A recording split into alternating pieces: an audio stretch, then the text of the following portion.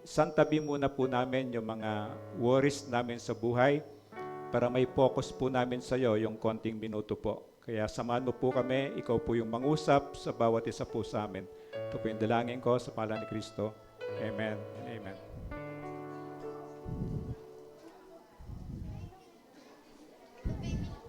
Good morning. Malapit na Pasko, batiin mo yung katabi mo, Merry Christmas. Ang Christmas, siya yung pinaka masaya kasi hindi lang yung regalo, kundi yung pinaka-greatest gift na pwede nating matanggap, yung libreng regalo na buhay na walang hanggan ng ating Panginoong Yesus. Kaya salamat sa isang linggo, nakita natin yung katapatan niya. At ngayong araw na to ay patuloy nating itutuloy yung series natin sa Lucas. At natandaan natin nakaraan, agad-agad, ASAP, o ibig sabihin na merong sense of urgency na magsisi upang hindi papahamak. Ang kapahamakan sinasabi ni Jesus, alam na natin, ito yung sa walang hanggang kamatayan sa impyerno. So paulit-ulit sinasabi ng Diyos mula sa simula, mula pa sa Genesis hanggang sa Revelation, wala siyang inahangad, kundi maintindihan ng tao na hindi niya kayang iligtas ang sarili niya at kailangan natin ng tagapagligtas. Kaya sabi niya, ang requirement ng Diyos ay para pagsisihan. Ano yung ebidensya ng pagsisisi? Ito yung tinatalikuran mo. Pinagsisisi mo yung kasalanan mo, tinatalikuran mo at ayaw mo na siyang ulitin. Ito yung sinasabi ng Diyos para hindi tayo mapahamak. And then, yung kalamidad, sabi niya, kahit Kristiyano ka, hindi ka exempted yan. Tapos sabi niya, yung ma-aksidente ka, magkaroon ng tsunami, magkaroon ng lindol, kahit na Kristiyano ka, anak ka ng Diyos, hindi ka exempted. Ang punto ng Diyos, kung ano man ang mangyari sa iyo, itong tunay na kalamidad, huwag kang papayag na dito ka mapahamak. Ito yung kapahamakan sa impyerno. Ito yung sinasabi niya. Na hindi natin binigyan tayo ng 120 years para mabuhay. Pero mamamatay tayo sa iba-ibang pamamaraan, ibang panahon, ibang lugar. Pero importante, hindi ka mamatay sa kaparusahan sa impyerno. Ito yung paulit-ulit na pinag-aaralan natin. And then last week, ito yung talinghaga ng puno ng igos. Sinabi na ng Diyos, malinaw, ginawa niya lang parabola o parable. Ano ba yung parabola? Parabola o parable, ito ay kwento. Kwento ng Diyos, hindi siya necessarily totoong kwento. Kinuwento lang ng Diyos para madali nating maintindihan. So inantulad niya sa isang puno ng igos, pinuntahan niya 3 taon. Kada taon, di ba merong season na mumunga yan eh. Merong season, pero wala siya nakikitang bunga. At ang sabi niya, putulin na yan. Nakakasikip lang siya sa lupa. Sayang yung sustansya kinukuha niya sa lupa. Sayang yung pinapaulan ko sa kanya. Sayang yung araw na iniinit niya. Wala naman siyang bunga. Nakiusap yung gardener, di ba? Sabi ng gardener, wag muna po. Bigyan niyo po ako ng 1 taon pa. Last chance. Last chance. Isang pagkakataon pa. Didiligan ko po siya, uhukayin ko yung gilid niya, lalagyan ko ng pataba, baka sakali magbunga. Pag hindi siya nagbunga, sabi niya, saka po ninyo putulin. And talinghaga, kwento para maintindihan natin, na ano pinaka-inantay ng Diyos. Pag naniwala ako sa Diyos, naging Kristiyano ko, ano yung pinakabunga ko? Ang pinakabunga, hindi lang yung maganda gawa, yung kabutihan, kabaitan, lahat na yon. Pero, ang pinakamagandang bunga na hinahanap ng Diyos yon, yung magkaroon ka ng relationship sa Kanya. Kasi pa nagkaroon ka ng relationship sa Kanya, tunay na magbubunga ka. Hinantulad niya sa ibang kwento, di ba na, pag alimbawa, ito yung puno, alimbawa, puno ito, sabi niya, para kang sanga. Hanggat nakadikit ka sa puno, sabi niya, meron kang sustansya nanggagaling sa puno, nanggagaling sa ugat. Ang Diyos yon. Pero pag pinutol ka dyan, sabi niya, wala na, matutuyo ka at di magtatagal, susunugin ka. So ito yung sinasabi ng Panginoon na, sabi niya, kung walang bunga, sabi, putulin na lang yan. Anong pagpuputol na yon? Ito yung simbolo again ng impyerno. Hayaan mo na siyang mapahamak doon kasi ayaw niya magbunga. So tayo yung magdidesisyon para magbunga tayo. And then, sabi niya, hiram na panahon ang buhay natin ngayon. Di ba dapat nung first time na magkasal tayo, pinatay na tayo, di ba? Kasi ang kabayaran ng kasalanan ay kamatayan, pero buhay pa tayo. Pero buhay tayo parang hiram na panahon. Pero sabi niya, pagdating ng araw, para sa isa to, ay sa isa. Kapag umarap tayo sa Diyos, hindi tayo aharap bilang member po kami ng ISIAP, hindi, paisa-isa tayong aharap sa Panginoon. Dahil sabi niya, hindi dahil sa ginawa natin, kahit nandito ka, akala mo lang ginamit ng Diyos talaga na may nag-invite sa'yo. Merong kang kagustuhan pumunta. Pero lahat ng yon, ang Diyos pa rin may gawa nun. Ang talagang suma total nun, nandito ka dahil sa Diyos yon. Kaya pag naintindihan mo yun, pasasalamat ka sa Kanya. Gumamit lang siya ng iba-ibang pamarahan para makapunta sa Kanya, para marinig mo yung sasabihin niya. At nasa iyo na ngayon kung maniniwala ka o hindi. And again, hanggang ngayon buhay tayo, di ba? Nagkakasala to. Sino nagkasala sa inyo kahapon? Ako nagkasala ko kahapon. O, di ba? Halos lahat tayo nagkasala. O, dapat kahapon pinatay na tayo, di ba? Pero pinagpasensyahan tayo ng Diyos. Kaya lang yung pasensya ng Diyos, remember, pansamantala lamang yon. Darating ang araw, may hangganan yon. Kaya lang hindi mo alam kailan ba. Kailan ba? Kaya the moment na narinig mo yon, sabi ng Diyos, pagsisihan mo, talikuran mo na yan. Huwag mo nang ulitin. Of course, hindi ka magiging perfect. Magkakasala ka pa rin. Kaya lang yung magkakasala ka, lapit ka sa Panginoon, lapit ka sa Panginoon. Tulungan mo po ako. Hindi ko po talaga kaya kundi mo ako tutulungan. Kasi hiram na oras, hindi natin alam. Kailan ba ako mamamatay? Wala nakakalam. Kailan ba ako kukunin ng Diyos? Wala nakakalam. May namamatay na nasa tiyan pa lang, may namamatay na bago silang, merong namamatay na elementary, merong college, merong professional, merong matanda, merong more than 100 years old. Hindi natin alam saan tayo doon. Kasi itong oras na ito, hiram lang natin. Kaya ang punto ng Diyos, maging handa ka. Anumang oras dumating yon, handa ka. Anong handa? Na yung kaluluwa mo pupunta ng langit. Hindi sa pupunta sa impyerno. Dalawa lang yon. Maniwala ka't hindi, yun pa rin ang mangyayari kasi ang Diyos ang nagsabi. So mangyayari, ang bandang huli, ikaw na lang yung magsisisi. Kaya sabi niya, forever, hindi ka forever grateful. Forever regret ka na lang. Sayang, sana nakinig ako. So alalahanin, iram lang yung buhay natin, hindi natin pag-aari yan. Importante, kahit ngayon, narinig mo ngayon, God, gusto ko pong pumunta ng langit. Ayoko pong pumunta ng impyerno. Hindi ko po maintindihan, pero tulungan mo po ako. Alam mo, kapag pinanalangin mo yan sa isip mo at sa puso mo, kahit hindi mo naintindihan, gagawa ng miracle sa puso mo ang Diyos. Anong miracle na yon? Ipapadala niya yung Holy Spirit dito. At yun ang tutulong para maintindihan mo. Ano ba yung sinasabi ng Diyos na kailangan kong gawin para makapunta ako ng langit? So, alalahanin yan. Kaya sa araw na ito yung pag-aaralan natin. Pinagaling ni Jesus ang babaeng kuba. Itong babaeng kuba. Yung lola ko, ganun talaga. Alam mo yung parang 7 yung pagkakuba niya. Talagang ganun, no? Yung lola ko sa tatay ko. Of course, bata pa ako, hindi ko pa Kristiyano, pero ngayon naintindihan ko ng konti-konti. So ito yung pag-aaralan natin, pinagaling ni Jesus ang babaeng kuba. Magkikita sa Luke chapter 13, verses 10 hanggang 17. Pwede ba tayong tumayo bilang respeto sa pagbasa ng salita ng Diyos at sabay-sabay nating basahin? Verse 10, isang araw ng pamamahinga. Si Jesus ay nagtuturo sa isang sinagoga.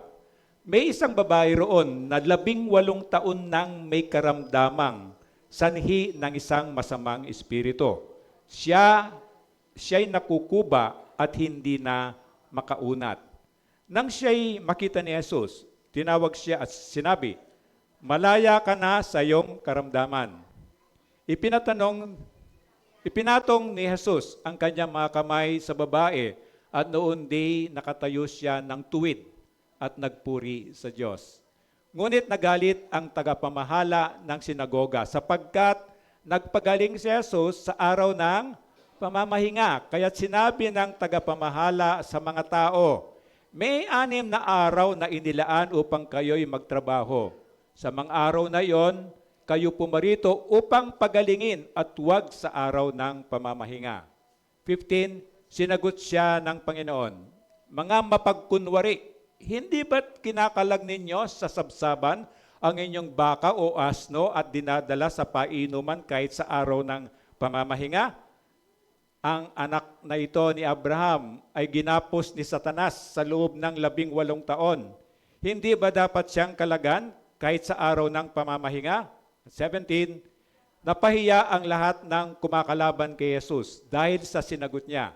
Natuwa naman ang mga tao dahil sa lahat ng mga kahanga-hangang bagay na ginawa niya. Amen. Ama, salamat po sa salita mo na pwede po namin pag-aralan, pwede po namin basahin, pero kung di mo po kami tutulungan sa pamamagitan po ng kapangyarihan ng banal na Espiritu mo, kailangan po hindi po namin maaabot ang spiritual na karunungan nito at kahulugan nito. Kaya samahan mo po kami, ingatan mo po kami, at ikaw po yung patuloy na mangusap sa bawat isa po sa amin.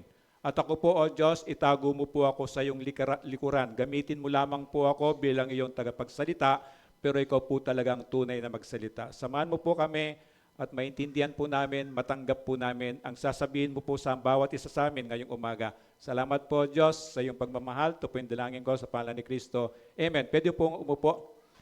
And then si Jesus, alam natin na siya yung Prince of Peace, di ba? Kaya kapag Pasko, nandun yung mga kantang about sa peace, di ba? About sa peace.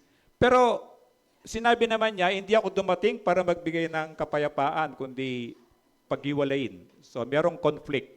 Pag dumating si Jesus, parang nakikita yung conflict. Merong maniniwala kay Jesus, merong hindi maniniwala kay Jesus. May magagalit kay Jesus, may magmamahal kay Jesus. Ako, sinusunod ko si Jesus, may nagagalit sa akin kasi yung mga hindi naniniwala kay Jesus, nagagalit sila sa akin kasi kino-quote ko yung sinasabi ni Jesus. So ito yung sinasabi ni Jesus, ito yung normal na senaryo. Hanggang ngayon, normal na senaryo yan. Na dumating si Jesus, magkakaroon talaga ng paghihiwalay. At pagdating ng araw, sinabi ni Jesus, on the last day, paghuhukom na, hihiwalay niya, again, parabola, hihiwalay niya ang mga tupa sa mga kambing. Ihiwalay niya yung trigo doon sa mga sukal. Ihiwalay niya lahat kasi yung iba doon liligtas niya, yung iba sabi niya susunugin. Again, pag sinabing sunugin, apoy yun, impyerno yung sinasabi niya. Again, parabola. Ano yung another meaning ng parabola? Parable. Sinasabi ni Jesus, pag sinabi ni Jesus ang parabola, itong mga sumusunod kay Jesus, nananampalataya kay Jesus, sila lang yung makakaintindi. Kaya gumagamit siya ng parabola. Kung anak ka ng Diyos, tagasunod ka ni Jesus, nananampalataya kay Jesus, maintindihan mo kapag nagsasalita si Jesus, ginagamit niya yung parables. And then yung iba, hindi nila maintindihan yun. Akala nila literal. Literal na susunugin ka. Sabi niya, susunugin ako, ililibing ako ng mga pamilya ko, lalagyan ka ng semento, di ba? Paano ako susunugin? Yung gano'n, hindi nila naintindihan. Because sinabi ni Jesus, magsasalita siya ng parable o parabola para maintindihan natin, gagamit siya ng mga normal na senaryo sa panahon nila.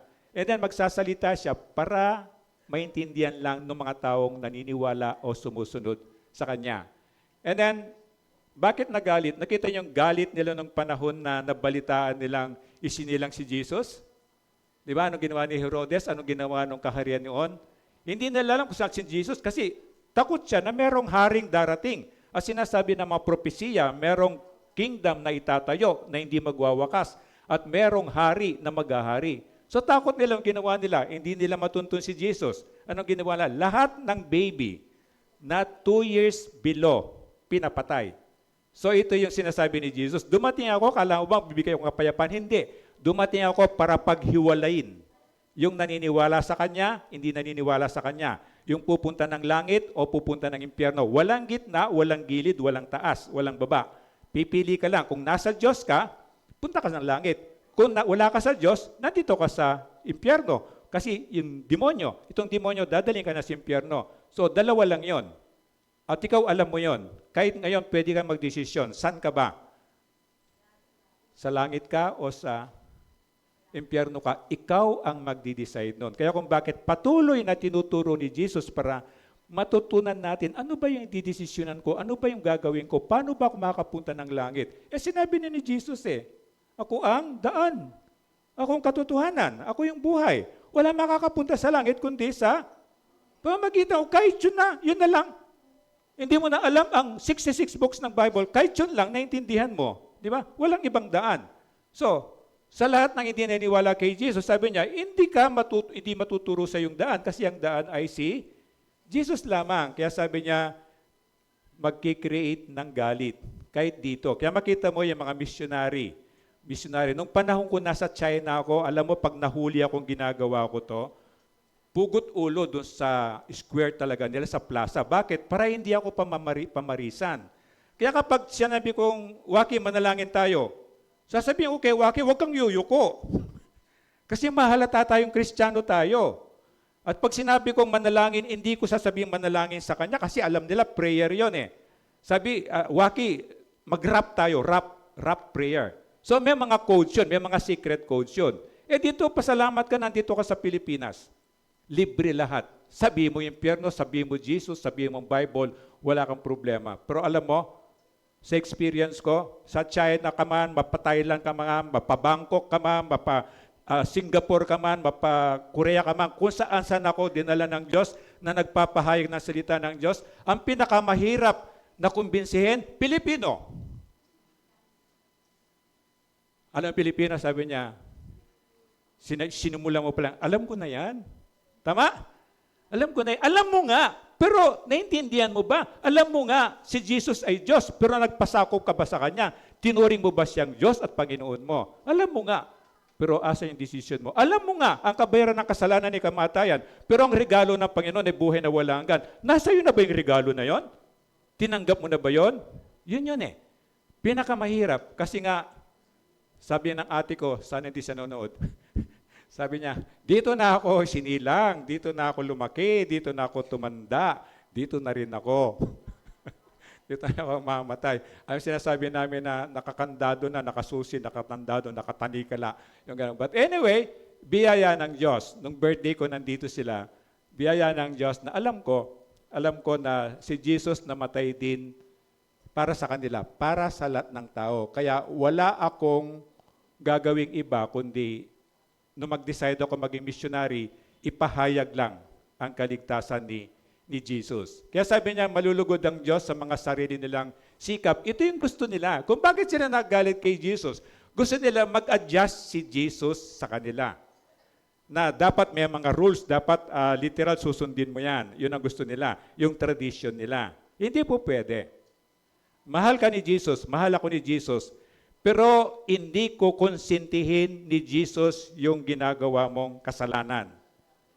Mahal niya tayo, pero kinasusuklaman niya yung kasalanan. Merong big difference doon. Mahal niya ako, hindi niya kinasusuklaman yung makasalanan. Lahat tayo makasalanan. Lahat tayo may kasalanan. Mahal niya tayo, kaya lang kinamumuhin niya yung kasalanan. Kaya sabi niya, namumuhi sila kasi gusto nila makiayon si Jesus sa kanila. Pwede ba yun? Si Jesus ay Diyos, perfect God, banal. Hindi siya pwedeng makiayon sa pamantayan o kagustuhan natin. Hindi nila matanggap na sila spiritually bankrupt. Ano spiritually bankrupt? Yung spirit mo patay. Hindi lang bankrupt, patay talaga. At ang patay na espiritu, hindi siya pwedeng pumunta ng langit. Ang patay na espiritu, magkakaroon siya ng another kamatayan, sabi niya, sa impyerno. Ang tao, lahat tayo, we are destined. Tinalaga tayo na mamatay tayo minsan. Pagkamatay, uhusgahan. At yun, sabi niya, yung pangalawang kamatayan, ito nga yung spiritually bankrupt. Ibig sabihin, hindi mo maamin na yung spirito mo patay. Kasi from the start nung bago ka pa isinilang, yung ninuno mo, yung lolo mo, yung tatay mo, nanay mo, di ba? Bago pa isinilang yon, meron ng judgment. Ang kabayaran ng kasalanan ay kamatayan. So isinilang ako, ang katawang ko buhay, but my spirit is dead. Nakuha yon, naintindihan? Patay ang espiritu. Kaya sinabi ni Jesus, nung nandito na si Jesus, kasi Diyos Ama, Diyos Anak, Diyos Espiritu Santo, they are one, isang God. Mahirap siyang intindihan, wag mo nang itry. Maniwala ka na lang. Di ba? Na sila'y espiritu. Pero from the beginning, sabi niya, para mabayaran ang kasalanan kung kasalanan mo, kailangan merong tutulong dugo. Wala namang dugo itong mga Diyos na espiritu. Kung bakit ang ginawa ng Diyos Ama, ibinigay niya ang bugtong niyang anak na si Jesus para magkatawang tao, para magkaroon siya ng dugo, para hugasan yung kasalanan natin. Kaya sabi ni Jesus, nung nandito na siya, ako yung daan, ako yung katotohanan, ako ang buhay. Yun eh. Patay yung espiritu ko, kailangan ko si Jesus, pero yung espiritu kong patay, mamatay. Kaya nga sabi niya, kayo lahat ay dapat ma-born again. Hindi religion ang born again. Ito po yung religion, born again. Kailangan tayong lahat ay ma-born again o may silang na muli. Anong ibig sabihin nun? Kasi patay nga yung espiritu ko eh. So kailangan may silang muling espiritu ko para magkaroon ng buhay sa pamamagitan ni Kristo at yun pwede na akong pumunta ng langit pagkatapos ko ng buhay ko sa impyerno. Ito yung kailangan kapakumbabaan. Kailangan ng malaking kapakumbabaan para aminin ko sa Diyos, God, hindi ko man po kaya hindi magkasala. Puro ako promise sa iyo, pero puro naman ako pumapalpak. Tama?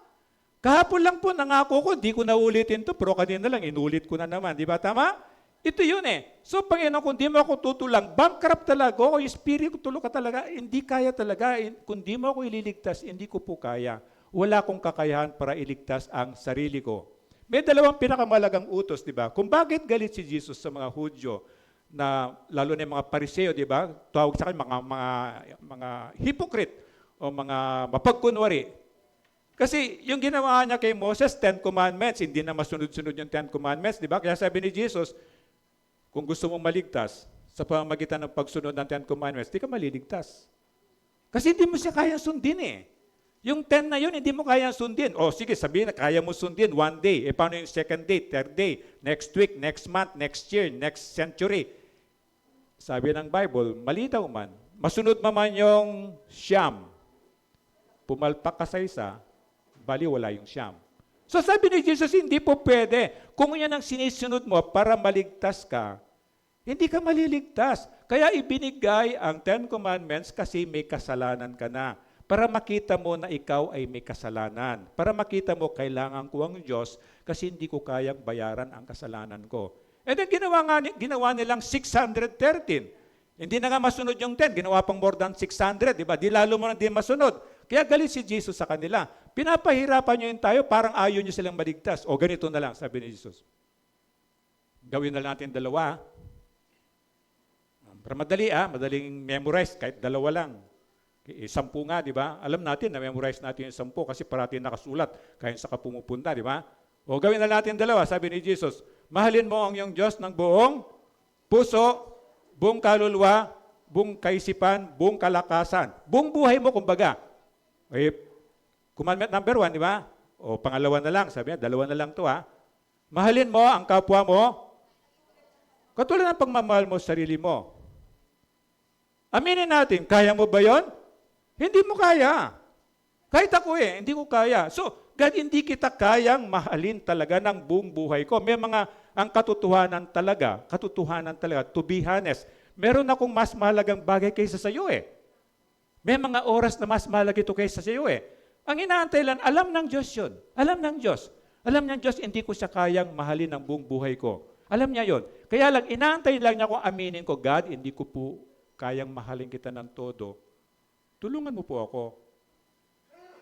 At Panginoon, lalo na pong hindi ko kayang mahalin yung kapwa ko katulad ng pagmamahal ko sa sarili ko. Diba? Ang tinuturo ng mundo, love yourself. Diba?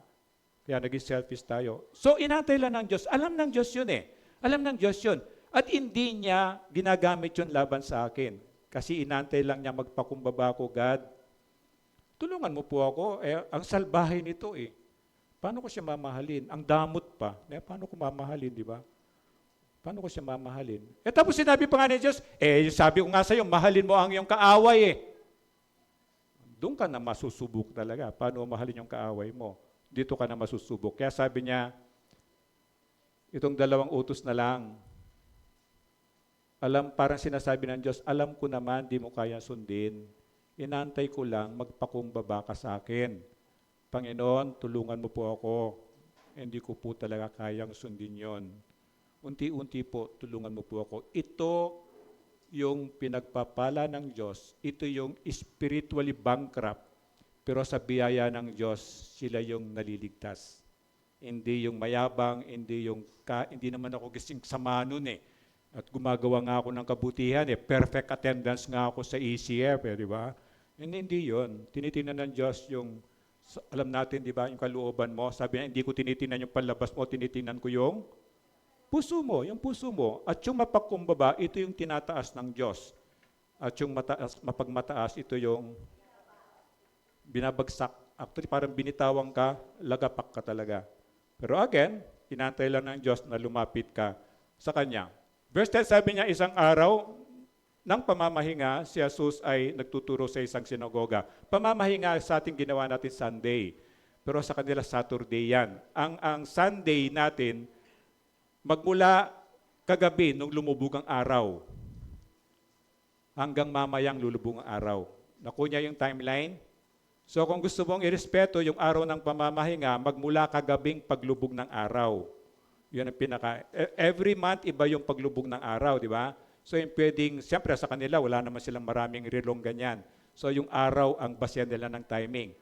Araw ng pamamahinga sa ating linggo, si Joses ang nagtuturo sa isang sinagoga. Ano yung sinagoga? Sinagoga, hindi siya ganitong temple. Temple, meron tayong offering, meron tayong communion, meron tayong prayer, meron tayong iba. Ang sinagoga, merong ganito, preaching. Pero not necessarily, wala siyang pastor, meron siyang tagapamahala, pero kahit sino pwedeng tumayo dito. That's the danger. That's the danger. Yung malakas ang loob, magaling magsalita, tatayo dito, then magsasalita. Siyempre, kung magaling siya, maraming maniniwala sa kanya. That's the danger. Kung bakit si Jesus, dito siya pumupunta. Para may tuwid yung mga katuruan na mali.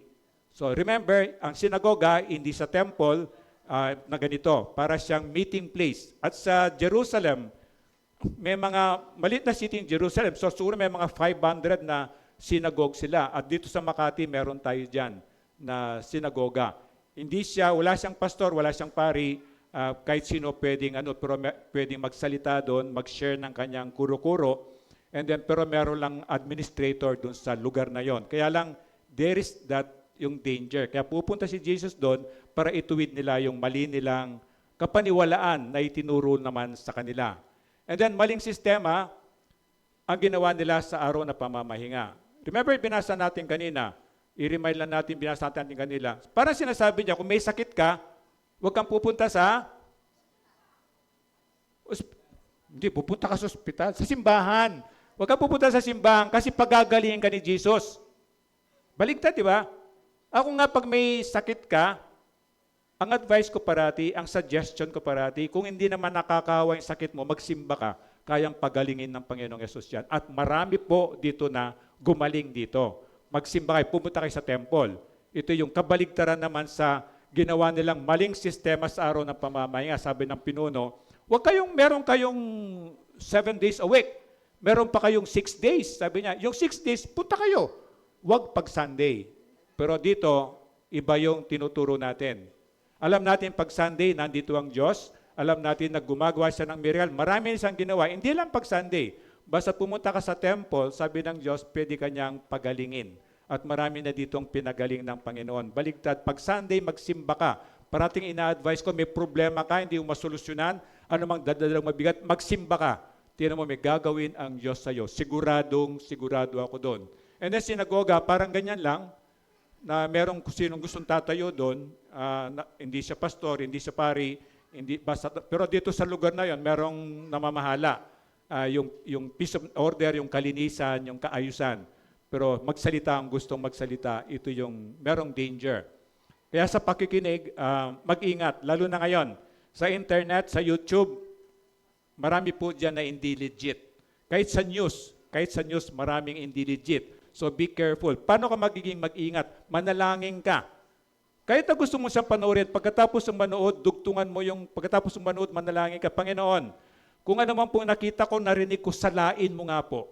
Yung hindi po ayon sa iyong kagustuhan, ayahan mo pong makalimutan po sila. Kayang gawin ng Panginoon. You have to protect yourself ngayon. And then sariling sikap, ito yung ayaw ng Diyos. Hypocrite. Ang tawag niya, ipokrito. Maliligtas ka sa sarili mong sikap, hindi mo kaya. Kahit mayaman ka, meron ka pang pambili ng ticket papunta ng langit. Kahit na magaling kang engineer, kaya mo bang gumawa ng hagdanan makarating ng langit? Imposible. Imposible. Kaya sabi ng Diyos, ito yung tinatawag ng hipokrito. Ito yung mga taong nakasali doon sa mga false religion, mga false teaching, na akala nila yung ginagawa nilang pamamaraan makapunta sa langit, Ang sinasabi ng Bible, simple. Ano sinabi ni Jesus? Ako yung daan. Ako yung buhay, ako yung katotohanan, ako yung buhay. Walang makakapunta sa langit. Ganun lang kasimple, di ba? Hindi mo kailangan maging expert ng Bible para maintindihan mo yon. Ito yung sabi niya, biyaya lang ng Diyos na ako ay maliligtas. Sabihin mo nga sa katabi mo, biyaya lang ng Diyos na nandito ka. Turo mo siya.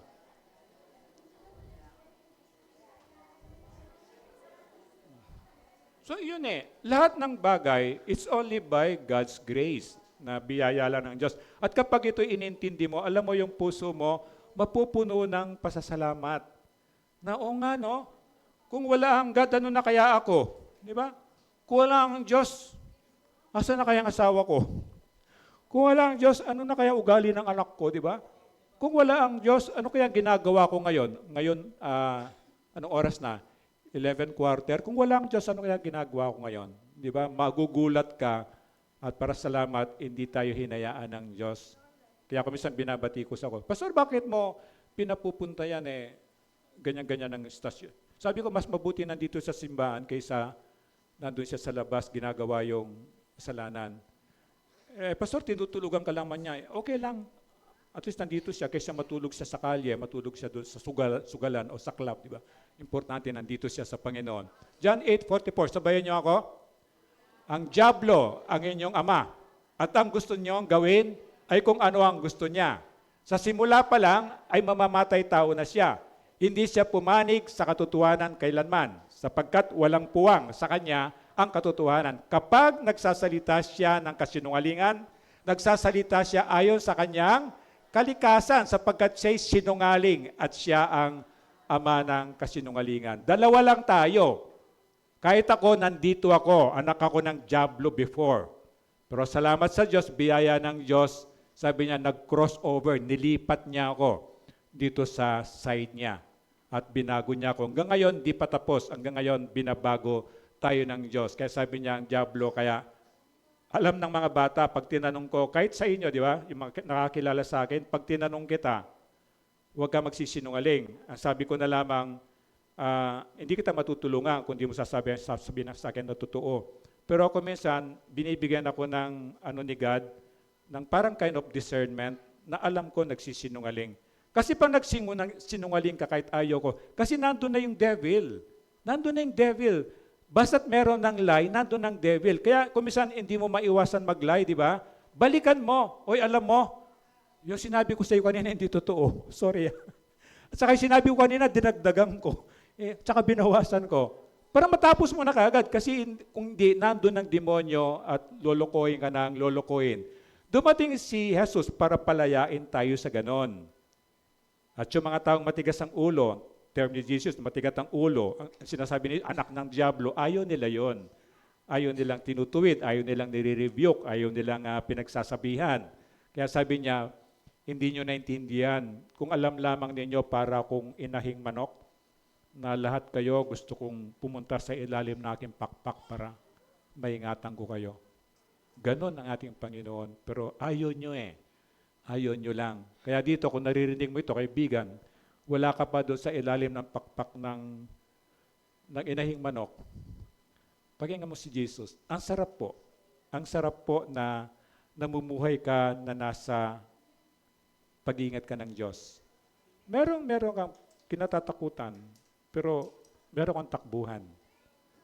Kapag hindi mo na kaya, di ba kung minsan pag umulan, buhos talaga. Pag dumating ang problema, buhos talaga. Tinatanong ko, anong ginagawa mo, Pastor? Pupunta lang ako parang imagining ko, pupunta ako sa foot of the cross. And then, surrender. God, di ko na po kaya. Take over ka na po. Di ko na po kaya. Then, di man ako nananalangin. Ganun lang ako. Uupulan, minsan iiyak na ako. And then makita mo, mararamdaman mo yung grace ni God.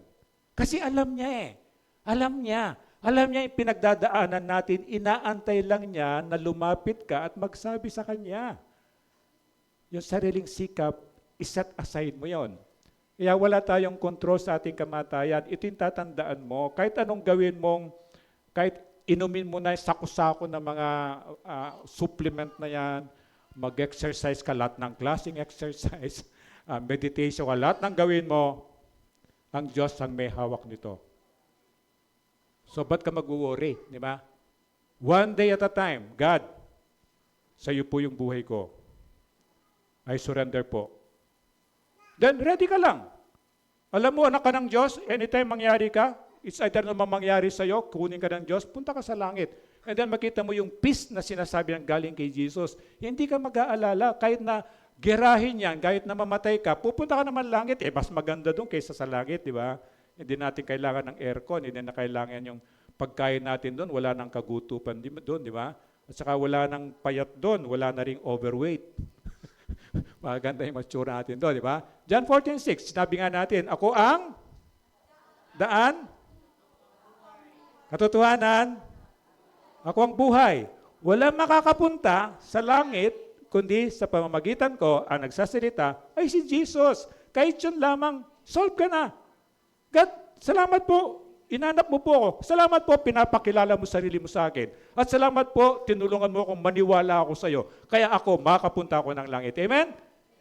Sa oras na naniwala ko doon, isusulat ang pangalan mo sa langit. Isusulat ang pangalan mo sa libro ng buhay. Walang bura-bura doon.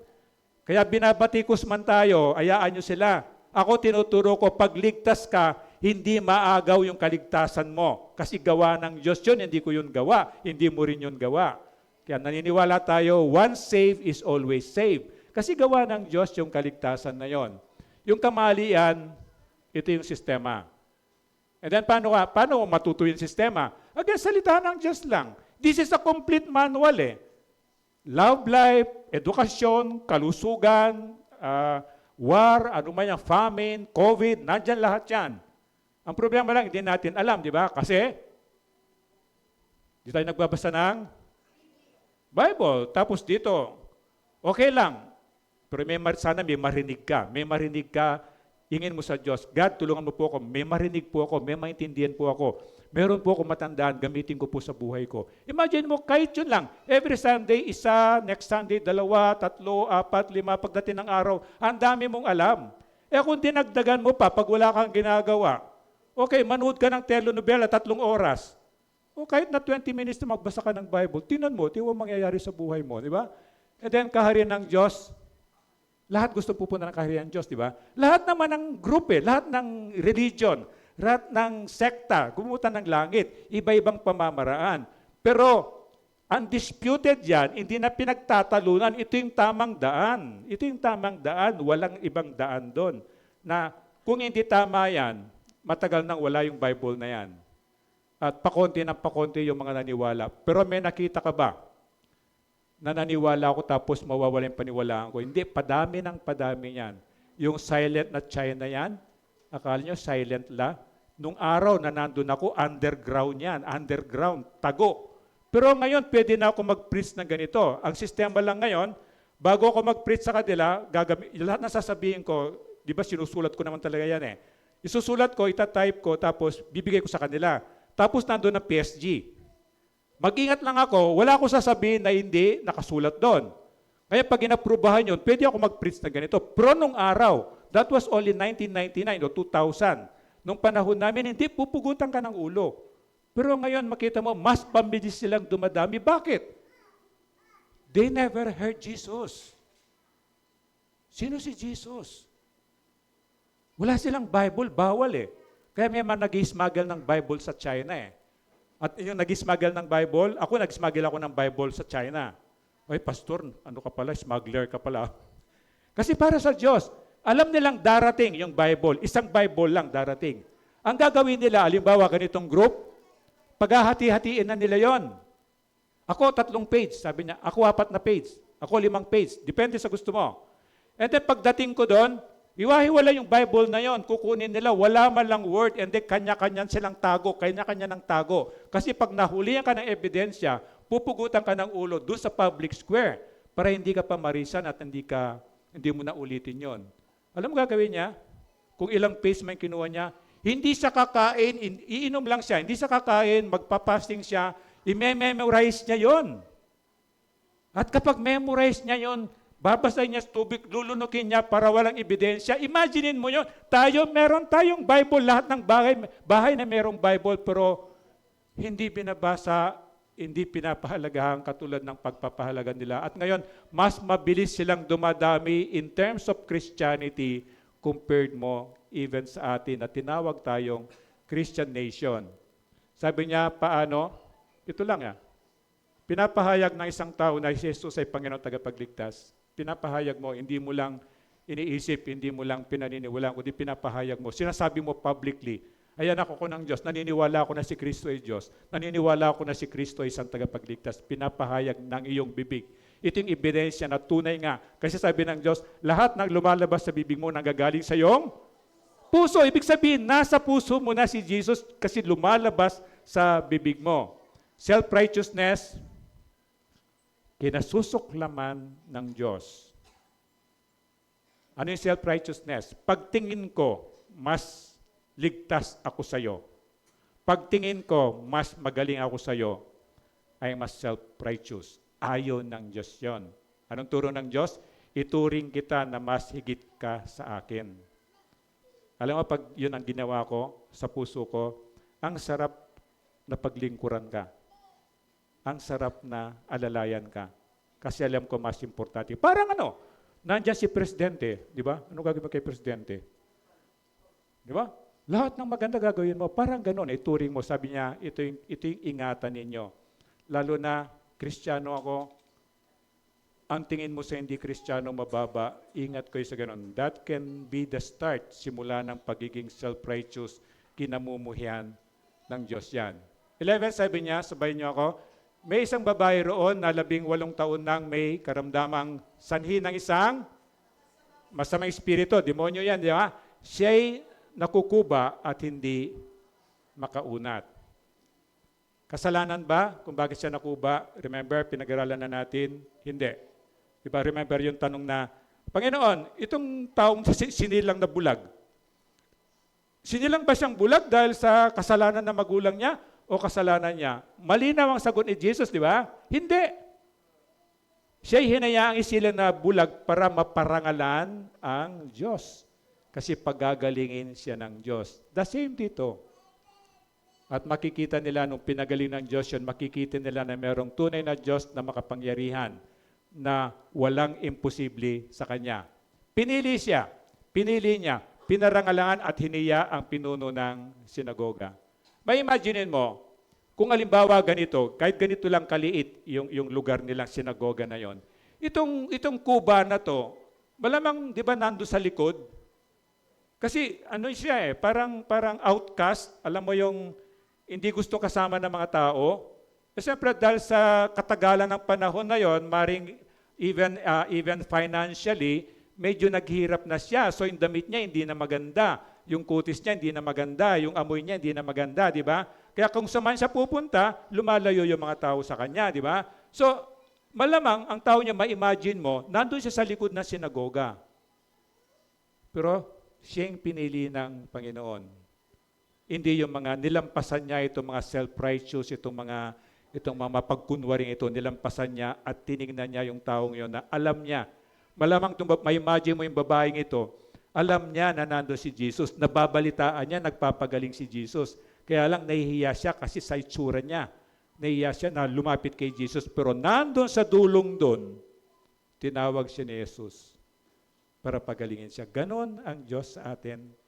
Sa oras na namamayagpag tayo sa kasalanan, sa oras na katigasan ng ulo natin, pagmamatas natin, gumagawa siya ng paraan para makuha niya yung attention natin. Pumupunta din sa church ang mga demonyo. Tingnan mo yung katabi mo. O, hindi yan demonyo, ha? Pero, ingat ka ba? Basta itong katotohanan, kasi nandun sila Di ba nandun si Jesus? May mga demonyong, so sabi niya, pumunta ka ba rito para parusahan ako bago paghuhukom? Nandun sila sa simbahan, nandun sa sinagoga. So sa simbahan, nandun din ang demonyo. Kaya nga, di ba, kapag mamaya gising lahat, di ba? O, kanina, gising tayo, kwentuhan, di ba? And then, mag-priest na si pastor, di ba? Beautiful eyes na yan, di ba? Beautiful eyes. Yeah. Tapos mamaya, ano na, di ba? Okay lang yun, okay lang yun. Di ako na-offend doon. Kaya ginagawa ko, din na lang kita tinitignan, di ba? Kasi yun eh. Yun. Ang reality, merong spiritual battle. Every day, every moment. Paghandaan mo yon. Paghandaan mo yon na kapag magsasalita na ang isang tao tungkol kay Jesus, meron ng ano dito, nagano sa yon, kumakanta, di ba? Sleep, my darling baby. O mamaya tulugan. Hindi ko kayo inaanoan kasi this is reality. So don't feel guilty. Huwag kang mag-guilty, huwag kang mahiya kasi normal talaga yon. Kaya lang, magdala ka ng panyo kasi baka mamaya may tumutulo na, di ba? Kasi ako naglilinis po niya na yung ganon. So sabi niya, 12, nang siya'y makita ni Jesus, tinawag siya at sinabi, malaya ka na sa iyong karamdaman. Wow, di ba? Ang sarap, di ba, na nasabihan ka ni Jesus, malaya ka na sa karamdaman mo. Alam mo, meron kang karamdaman na ito, 18 taon. Ikaw, mari may karamdaman ka ng 1 taon, 2 taon, 3 years, 2 years. Malinaw. Alam ni Jesus yon. Alam ni Jesus yon. Inaantay lang niya, puntahan mo siya at magsabi ka sa kanya. Alam niya. The moment na naramdaman mo yung sakit na yun, alam niya. Kaya nakalungkot, every night meron tayong, may pinopost akong prayer list, di ba? In-update ko yan pag may bago. Nalulungkot ako ba? Alam mo nalulungkot ako?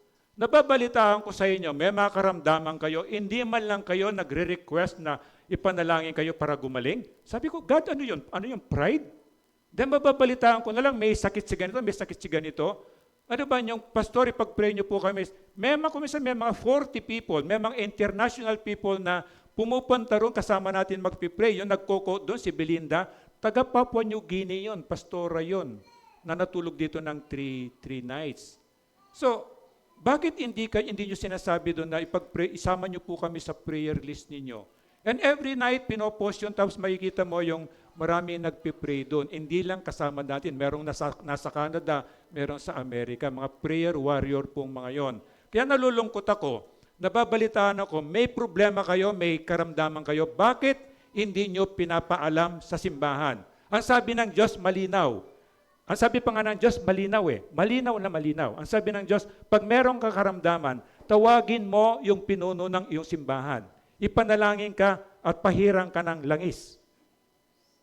Hanggang ngayon ginagawa po ng Diyos yun. Kaya lang, bakit hindi nyo pinapaalam sa pinuno ng inyong simbahan? Dito tinawag siya ni Jesus, sabi niya, pinagaling ka ng inyong karamdaman. Acts 10:38b. Samahan nyo ako. Alam din ninyo na pumunta siya sa iba't ibang dako upang gumawa ng kabutihan sa mga tao at pagalingin ang lahat ng pinapahirapan ng dyablo. Ito yung number 1 na ginagawa ng Diyos hanggang ngayon. Gawa ng demonyo. Kaya kahit na yung pinapauso ko yung nagbibless, ano sinasabi ko pag nagbibless? O mano po, ano sinasagot ko? Yun eh. Ano sinabi ko? Oh, God bless you. Di ba? Nakita niya yung kung bakit binabalik ko yung, ginagano ko yung sa mga bata. Because I want to pronounce blessing from God. Hindi ako magbibless. Ang Diyos ang magbibless sa'yo. Imagine mo yon. Yung God bless you. God bless you. God bless you. Imagine mo, hanggang ngayon sabi niya, gustong gawin ng Diyos yan. Na pag sinabi kong God bless you, kung merong sumasanib na demonyo sa'yo, talsik man yon. Amen? Talsik man yon. Pag sinabi mong Diyos, pagpalain ka ng Diyos, talsik yun. Hanggang ngayon, ginagawa ng Diyos, sabi niya, gusto niyang pagalingin yung mga pinapahirapan ng demonyong yan. Alam naman natin, ang gawa ng demonyo, 3 lang, di ba? Pumatay, manira, at saka magnakaw. Yun lang naman yun eh. Nanakawin niya yung kaligayahan mo, kaya siya yung number 1 na joy stealer. Kapag masaya ka, di ba? Ang saya-saya mo, galing ka sa simbahan. Blessed na blessed ka, di ba? Darating yan. Kung minsan, nasa jeep ka pa lang, di ka pa nauwi sa inyo. Kung minsan, nasa tricycle ka, kung minsan, naglalakad ka pa lang, di ba? Yun ang joy stealer. Sino yan? Demonyo yun. So, huwag mong papayagan. Huwag mong papayagan yung kasaya mo kanina. Dapat manatili yun. Hindi papayag na yung joy stealer na yan, nakawin niya yung katuwaan mong yon. Sabi niyo sa 14, ngunit nagalit ang tagapamahala ng sinagoga sapagkat nagpagaling si Jesus sa araw ng pamamahinga. Kaya sinabi ng tagapamahala sa mga tao, may 6 na araw na inilaan upang kayo magtrabaho. Sa mga araw na yon, kayo pumarito upang pagalingin at huwag sa araw ng pamamahinga. Alam mo, mali, di ba? Kung ako ang magsasabi nito, tama ba ako? Mali ako. Sasabihin ko, huwag kayong pupunta ng Sunday dito pag may sakit kayo. Pag kailangan nyo magpagaling, huwag kayong pupunta rito. Mali maling-mali eh. Nasabi niya na itong tagapamahala, yun na nga yung sinagoga nila, walang pari, walang pastor doon, parang caretaker siya, kung sino na lang gusto magsalita. Very, very dangerous po na baka mali yung sinasabi na yon. And then sabi niya, araw ng pamamahinga, alam na natin. Ano yung araw ng pamamahinga? Araw para magsimba. Araw para gumawa ng kabutihan. Araw para, yung pangatlo, araw para magpahinga. Kaya araw ng pamamahinga eh. Kaya mga ito, pag-apon na, pinagtatabuyan ko na, magpahinga kayo. Siyempre, masarap kwentuhan dito, di ba? Natanda mo, ang araw ng Sunday, number 1, araw ng pagsimba. Araw ng paggawa ng kabutihan. At araw para magpahinga yon. Dapat magpahinga, hindi yung kailan Sunday, saka ka naglalaba. Kailan Sunday, saka ka nangunguto, di ba? Pag-araw sa maglaan ka ng pamamahinga kasi yun ang araw ng pamamahinga. And then legalista, ito nga, hindi tinuro nila kapag Sunday. Alam mo bang pag Sunday, sa kanila hindi ka pwede magsuklay kasi meron kang effort doon. Di ba? Tatanda yun, tinuro ko last time. Pag nasa Israel ka, Hudyo ka, legalista ka, merong elevator na para sa'yo. Yung elevator na yon, ihinto siya kada floor. Kaya lang kung 99 floor yun, ang tagal, di ba? Kada floor, ihinto, sasara. Yan. Kasi sa kanila, bawal pumindot. Kung 10th floor ako, bawal pumindot kasi meron akong exert effort parang trabaho. Kasi legalista na huwag kang magtrabaho. Kaya ang gagawin niya, yung tinapay na lang dinesign nila, kahit na 1 buwan yun, hindi nasisira yun. Yung ginagawa ni Allen na tinapay, walang ano yun eh, walang matagal ang buhay niya. Yung ganon. Kasi nga, bawal magtrabaho on Sunday. O baka naman pag Sunday, hindi na kayo naligo, hindi na kayo kumain. Hindi, yun ang legalista. Hindi ganon sinasabi ng Panginoon. Pwede mong pagandahin. Magluto ka ng Sabado ng adobo, pagdating ng Sunday, medyo initin mo na lang. Actually, adobo, masarap siya kahit hindi mo ininit, di ba? So ito yung legalista, ito yung kinasusuklaman ng Diyos. Walang pinag-iba sa mga hypocrisy o yung mga hypocrite na sinasabi niya. Maling relihiyon ay may pagkabrutal. Kaya siya galit si Jesus sa kanila eh. Parang ayaw niyong gumaling yung mga tao. Parang ayaw niyong maligtas yung mga tao. Bakit niyo pinapahirapan? Dapat gawin niyong madali. Sabi ng Panginoon, yung kaligtasan. And then Luke 12:51, sabay-sabay natin basahin. Akala ba ninyo'y naparito ako upang magdala ng kapayapaan sa lupa? Si Jesus to Sinasabi ko sa inyo, hindi kapayapaan ang dala ko, kundi pagkabahabahagi. Ihiwalay kasi niya. Kasi on the last day, ihiwalay niya yung kambing sa tupa. Alam mo yung tupa, di ba? Kapag ang tupa, kilala nila yung shepherd nila. Halimbawa, ako yung shepherd. Kahit na maamoy lang niya yung damit ko, susunod lang sila. Pag naglalakot, kusunod sila. Parang hanggang ngayon pa rin. Ang kambing, hindi. Kahit hilain mo yan, magkano pa kayo, mag-tug of war pa kayo, di ba? Matigas ang ulo. Sila yung suwail sa Diyos. Kaya sabi ng Diyos, on the last day, ihiwalay niya yan. So dito, simula na yan. Pinakabahabahagi niya, yung mananampalataya kay Jesus, mananampalataya sa demonyo. Yung anak ng Diyos, yung anak ng demonyo. Kaya kapag mahina ka, may turo ang Diyos, huwag kang ni kumain kasama sila. Kasi delikado ka eh. Mahikayat ka doon sa maling katuruan, maling disiplina, mapapahamak ka. Para hindi ka mapahamak, puro dito. Boring siya kasi gusto natin parang circus, di ba? Na gusto niyo si pastor tatawid ng alambre, kumukuha ng bubog. Hindi eh. Pero dito tayo nakapokus para alam natin yung katotohanan. Kaya kahit medyo boring siya. Si Martin Luther, di ba? Alam niyo yung isa sa mga Reformation, kung bakit tayo nandito, because of Martin Luther. Bunga yan ng bunga ng, ano po siya, estudyante pa lang siya sa seminary, magpapari siya, Catholic seminary. And then, siyempre pinag-aaralan nila Bible din, yung selected na Bible. Nabasa niya yung mga sulat ni Pablo. And then, bata siya, estudyante siya, sabi niya, bakit iba yung ginagawa namin sa sinasabi sa Bible? So, siyempre bata siya, pag kinontest niya sa professor niya, siyempre mga pari yung professor niya, delikadong ibagsak siya or pagagalitan siya. Pero sa puso niya, gawa ng Diyos yun eh. Sa puso niya, parang merong burning desire. Malaman niya yung katotohanan. So, estudyante siya, hindi lang sa lesson niya, basa ng basa ng Bible talaga. Hanggang sa, alam niya na mali yung pinapractice nila, mali yung sinasabi ng Diyos sa Bible. Ngayon, dumating yung pinaka-ultimate na challenge sa kanya. Remember yung St. Peter Basilica, isa sa pinakamagandang cathedral sa Europe na tourist destination ngayon. Plano nilang itayo yun. Of course, napakaganda niya. Kailangan nila ng malaking halaga para matustusan yon. Naggumawa ang Papa itong indulgence. Ano yung indulgence? Kapatawaran, parang kapatawaran, indulgence. Namatay yung tatay ko, halimbawa, ano yung indulgence?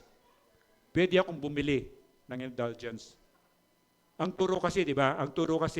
Maling turo, maling turo na merong purgatory. Wala pong purgatory. Halungkatin mo yung Bible na lang, walang purgatory. Minold nila akong Catholic. Minold nila akong successor nung kapatid ng nanay ko, naging pari ako dapat na susunod. Kaya ako nag-seminary, iba-iba yung naririnig ko. Gusto ko malaman. Nag-aral ako ng theology, study of the Bible. At maintindihan ko yung wala na akong ginawa kundi ipahayag yung katotohanan. Itong indulgence na to, kapag namatay ako, pupunta muna ako sa purgatory. And then, sa sementeryo, pagpipray ako, di ba? Sa libing ko, pagpipray ako, di ba? And then, sa birthday ko, papamisa ako, di ba? And then, tinitirikan ako ng kandila, di ba? Ang trust nun, para hindi ako tumagal sa purgatory. Pero ito, sobra na. Sabi ni si Martin Luther, sabi niya, magbenta kayo ng indulgence. Kung mayaman ka, namatay na yung tatay mo, bumili ka ng buong kapatawaran at aalisin siya ng Diyos doon sa purgatory, dadalhin sa langit. Imaginin mo yan. Imaginin mo kasinungalingan. Imaginin mo na ganun ka pa. Hindi na matiis ni Martin Luther. Hindi na. Of course, i-outcast ka kapag hindi ka sumunod.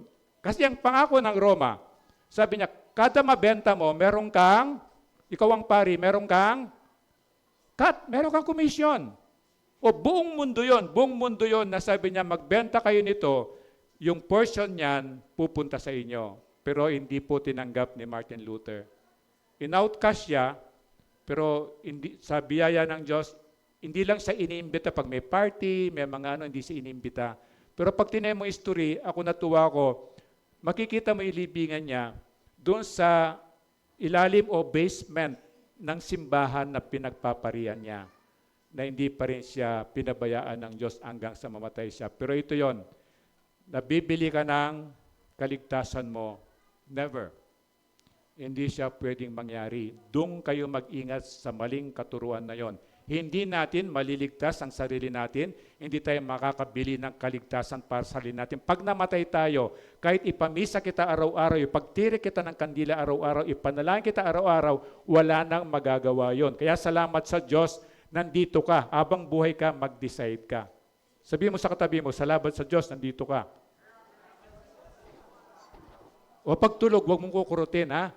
Ayahan mo lang. And then, sabi niya, Matthew 23, Verse 4, sabayan niyo ako. Nagpataw sila ng mabibigat na pasanin sa mga tao, ngunit ni daliri ayaw nilang igalaw upang tumulong sa pagpasa ng mga ito. Ito yung sinasabi kung bakit nagagalit si Jesus. Kaya sabi ni Jesus, lumapit kayo sa akin, sabi ni Jesus, kayong lahat na nahihirapan at lubhang nabibigatan sa inyong pasanin at kayo bibigyan ko ng Ito lang nandun na yung invitation niya noon pa eh. Hindi lang tayo lumalapit sa God, pagod na ako sa asawa ko, pagod na ako sa pag-aaral ko, pagod na ako sa mga anak ko. Sabi niya, lapit ka lang. At tutulungan ka niya. Araw ng pamamahinga ay ginawa para sa tao. Remember, sabi nung pinuno ng sinagoga, huwag kayong magtrabaho sa araw ng pamamahinga. Hindi naman nagtatrabaho si Jesus eh. Hindi naman tao si Jesus eh. So nakita hindi niya intindihan eh. Tayo pwede pa, pero si Jesus nagtrabaho siya. Yung pinagaling niya yung kuba. Sa kanya trabaho yun. Hindi trabaho ni Jesus yun, Diyos siya. So sabi niya ito yun eh. Ginawa para sa tao at ang Panginoon ng araw ng pamamahinga ay si Jesus. Ginawa yon para sa atin. Ginawa yan para sa atin para paglinggo tayo ay simba. O, gumawa ng kabutihan. Magpahinga, yun yun. Ginawa yan para sa atin, hindi para kay Jesus. At hanggang ngayon ay nagpapagaling pa rin ang Diyos sa simbahan. So dito po hanggang ngayon, ginagawa ng Diyos yun. Miracle.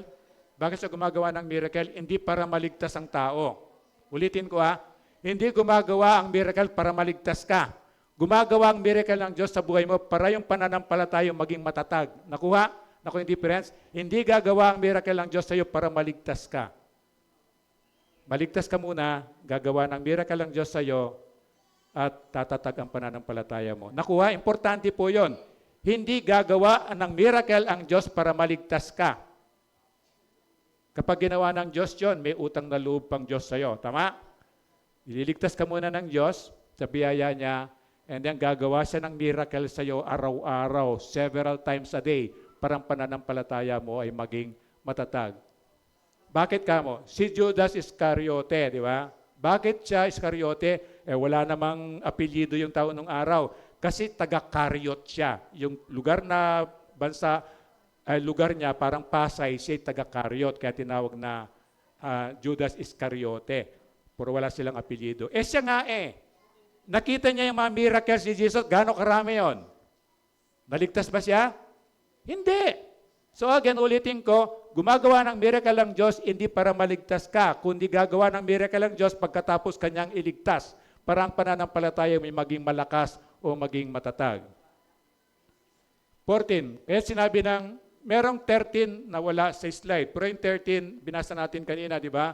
Ipinatong ni Jesus yung kamay niya doon sa babaeng kuba at ito'y nakatayo ng matuwid. And then 14, kaya sinabi ng takapamahala sa mga tao, may 6 na araw inilaan upang kayo magtrabaho sa mga araw na yon, kayo pumarito upang pagalingin at tuwag sa araw ng pamamayan. Mali. Alam na natin mali yon. Hindi talaga niya alam yung katotohanan. And 15, sinagot siya ng Panginoong Yesus, mga pagkunwari, hindi ba't kinalag ninyo sa sabsaban ang inyong baka o asno at dinala sa payo naman kahit na araw ng pamamahinga? Di ba kahit ikaw? Di ba nahulog sa imburnal yung ang anak mo? Tapos linggo, anak, bukas na kita kukunin dyan. Ganun ba yun? Siyempre hindi, di ba? And then 16, ang anak na ito ni Abraham, yung babaeng nakuba, ginapos ni Satanas sa loob ng 18 taon, hindi ba dapat siyang kalagan kahit sa araw ng pamamahinga? Ito yun Ito yung paggawa ng kabutihan. Pag Sunday, magpahinga ka, magsimba ka, pero yung paggawa ng kabutihan, hindi yon pinagbabawal at yun ay inuutos pa ng Diyos. And 17, panghuli, napahiya ang lahat ng kumakalaban kay Jesus dahil sa isinagot niya. Natuwa naman ang mga tao dahil sa lahat ng mga kahanga-hangang bagay na ginawa niya. Amen. May natuwa, meron nagalit. Ito yung sinabi ni Jesus. Pag dumating siya, kapag pinahayag ang salita niya, merong matutuwa, may magagalit.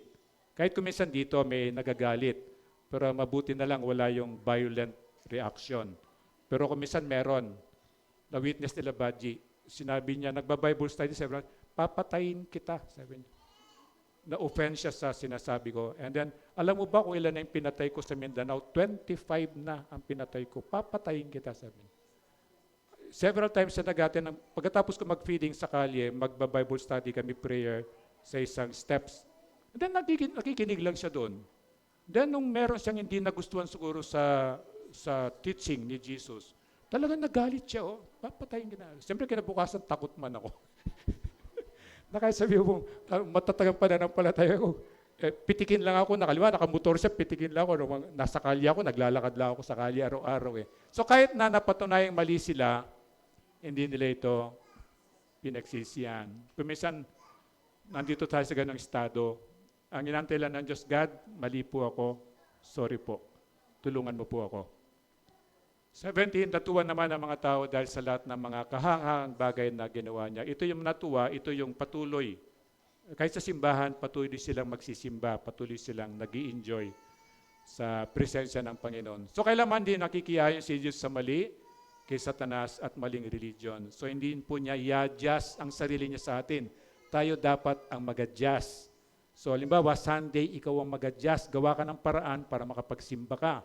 Araw-araw, alam ko busy tayo, pero gumawa ka ng paraan, makabasa ka ng Bible, manalangin ka. Karamihan may mga cellphone, bisitahin mo yung GC natin. Ilang minuto yun, basahin mo lang yung prayer yun, pinag-pray mo yung mga taong yun at pagpapalain ka ng Panginoon. Itong babae ay simbolo ng pagliligtas na gawain ng Panginoon. Hanggang ngayon ginagawa po ng Panginoon yan kasi alam niya. Pero again, hindi siya gumawa ng miracle ang Diyos para iligtas siya. Ang babae pumunta sa temple ng Diyos kahit na outcast siya, kahit hindi siya pinapansin, tiniis niya yon. Kahit nasa itsura niya, tiniis niya yon at gumawa ng miracle sa kanyang Panginoon. Kasi naniwala siya na si Jesus may kapangyarihan para magpagaling. At naniwala siya na si Jesus ay Diyos.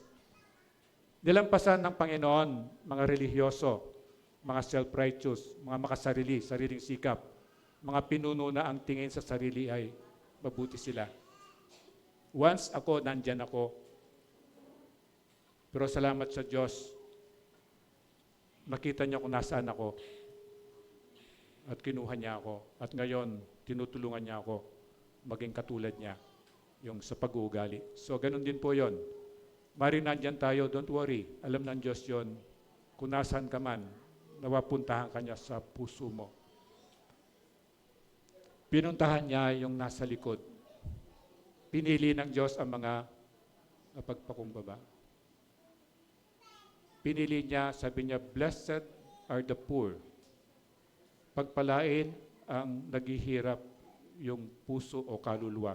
Pagpalain yung mga patay ang espiritu. Ito yon. Ito yung pinupunta ni Jesus.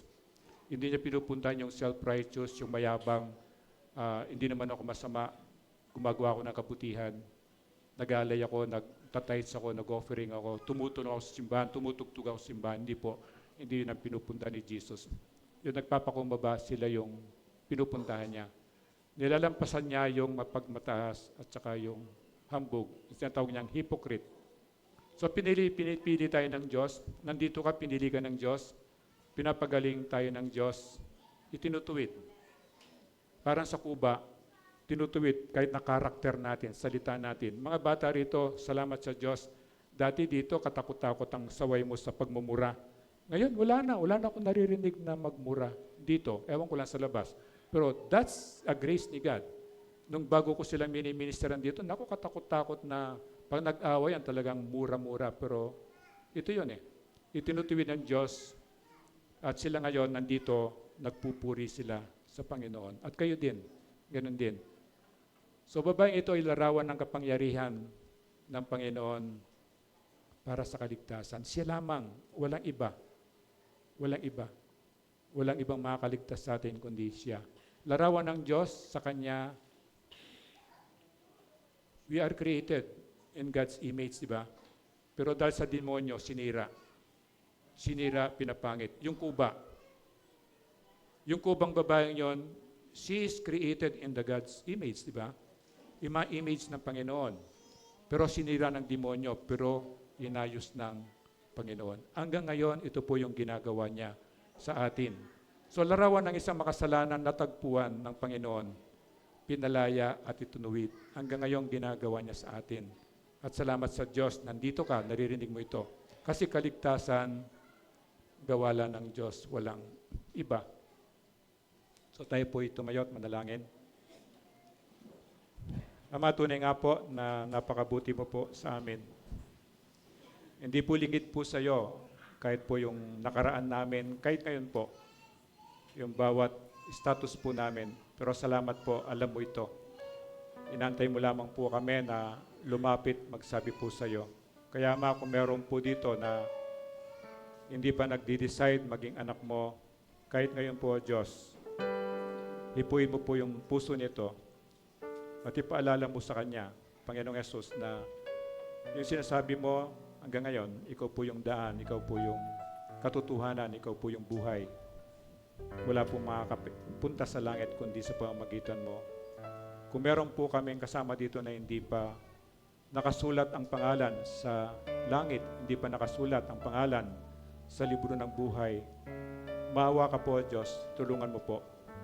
At sila din ay magkaroon po ng kaligtasan. At salamat po sa salita mo, Diyos, na ito po idikit mo sa puso't isipan po namin para hindi po maagaw ni Satanas at magamit po namin sa araw-araw na buhay po namin. At salamat din po, Diyos, na pagkakataon may bigay po namin sa iyo, bahagi po ng pagpapala mo po sa amin sa pamamagitan po ng mga tithes and offering po namin sa mga handog nga po namin. Pagpalay mo po, Diyos, at tanggapin mo nga po ang pagsamba po namin sa pamamagitan po ng paghahandog po namin sa iyo. Ito po yung dalangin ko sa pangalan ni Kristo. Amen. Sabi niya sa 2 Corinthians 9:6 hanggang 7, ang nagtatanim ng kakaunti ay aani ng kakaunti at ang nagtatanim ng marami ay aani ng marami. Ang bawat isa ay dapat magbigay ayon sa kanyang pasya. Maluwag sa loob at hindi napipilitan lamang sapagkat inibig ng Diyos ang nagbibigay ng may kagalakan. Amen.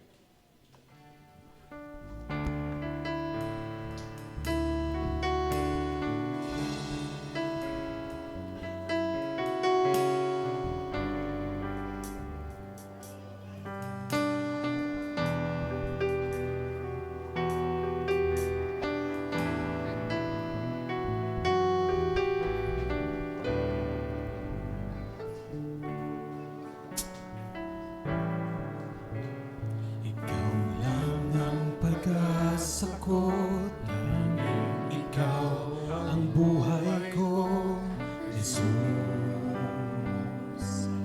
Kahit ako'y nangangamba, basta't ikaw ang kasama, panatag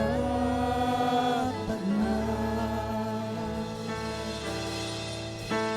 Ikaw lang sasambahin, paligid man ay matilim, Jesus. Kahit may suliranin man, lagi kang aawitan, ikaw lamang. Kahit kailan, di ka nagkulang, biyaya mo sa akin laging laan. Ang pag-ibig mo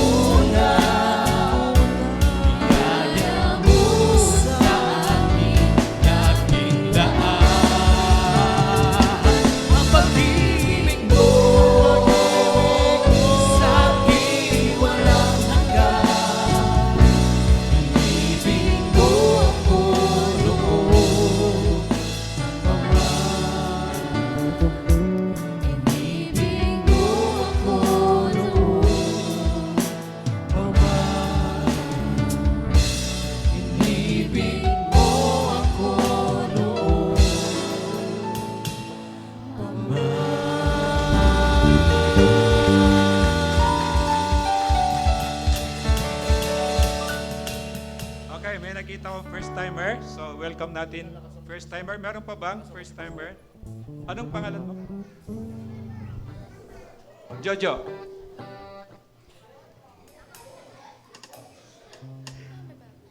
Anong pangalan niyo po? Melinda. Melinda, tsaka si Jojo. So, kantahan natin yung... Wala na pong first timer? O, kantahan natin yung first timer natin. Sana po next Sunday kasama pa rin namin kayo.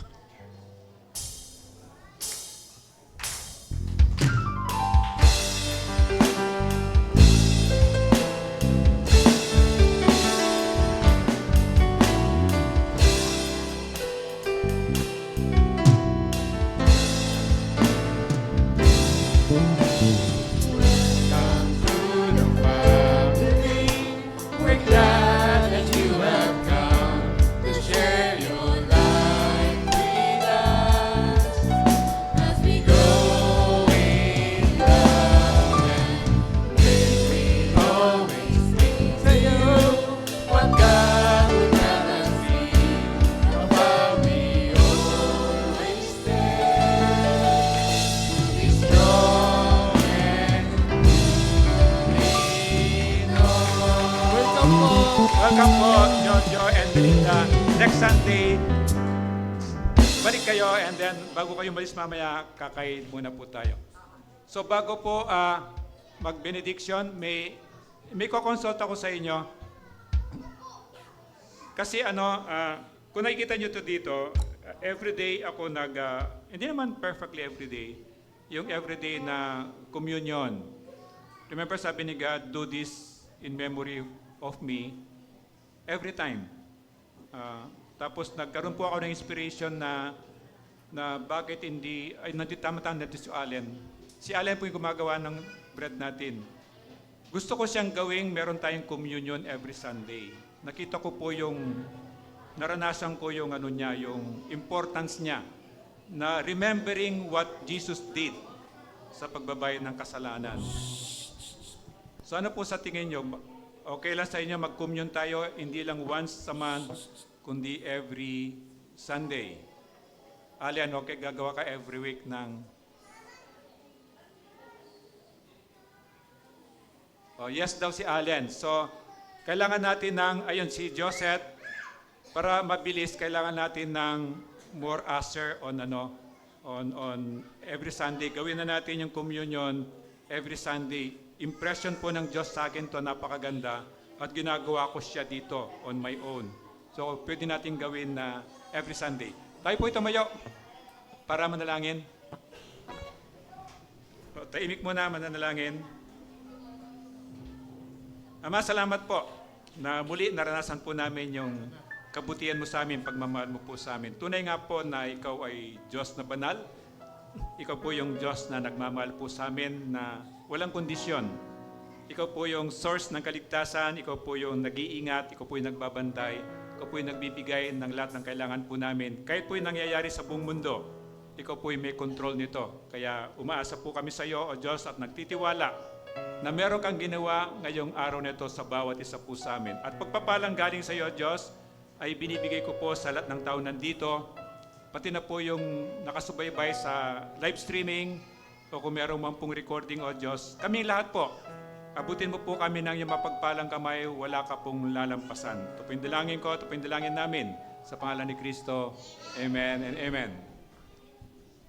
O, kantahan natin ang Panginoon. Masaya.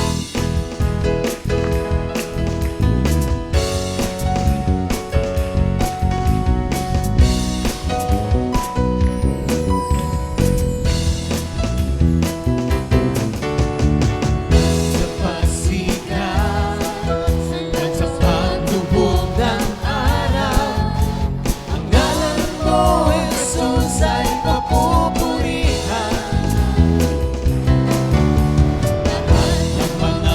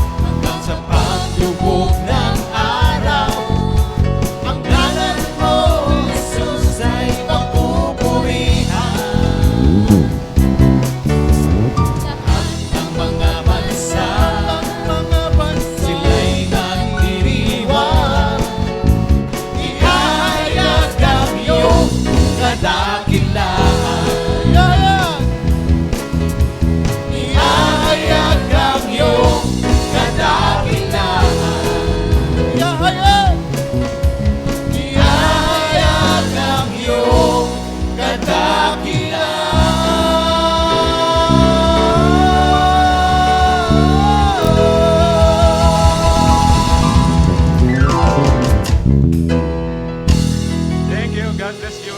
Doon ang camera, picture taking muna bago kainan.